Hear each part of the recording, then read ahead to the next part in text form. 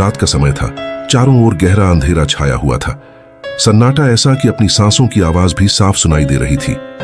Pizza delivery boy Raju एक पुरानी और वीरान हवेली के सामने खड़ा था।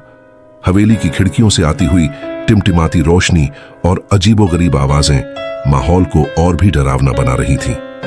अचानक हवेली का दरवाजा खुद ब खुद खुल गया और एक ठंडी हवा का झोंका बाहर निकला। राजू ने कांपते हुए कदम अंदर बढ़ाए। राजू ने जैसे ही अंदर कदम रखा, उसे महसूस हुआ कि कुछ तो गड़बड़ है। वह सोच रहा था, किसी ने आधी रात को पिज्जा ऑर्डर किया है, जरूर कोई बात है। राजू की जिज्ञासा उसे अंदर खींच लाई थी।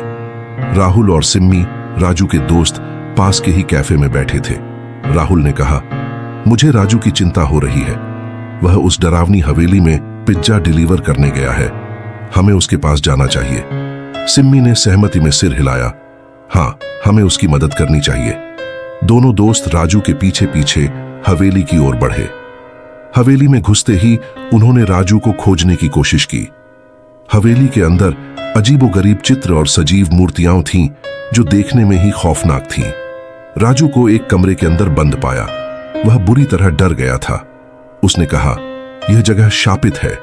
मैंने एक बूढ़े आदमी को देखा जो अचानक गायब हो गया।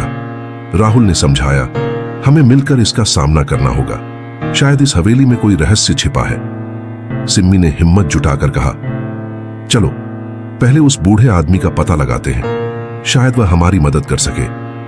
तीनों दोस्त मिलकर उस बूढ़े आदमी को ढूंढने लगे। अचानक हवेली की दीवारों पर अजीबोगरीब निशान उभरने लगे। उन्हें एक पुराना कमरा मिला जिसमें एक किताब पड़ी थी।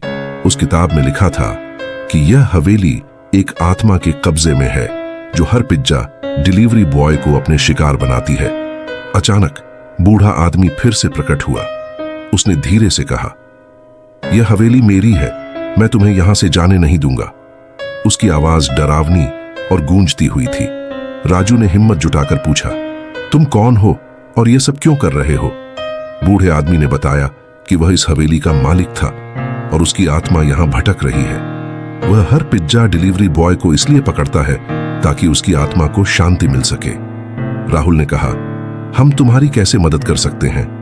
बूढ़े आदमी ने कहा, मेरा बदला पूरा होने तक मैं नहीं जा सकता।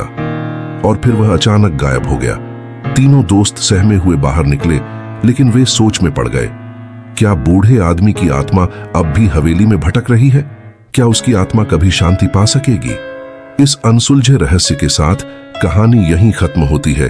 दर्शकों के मन में यह सवाल छोड़ जाती है कि असल में वहां क्या हुआ था और अब आगे क्या होगा।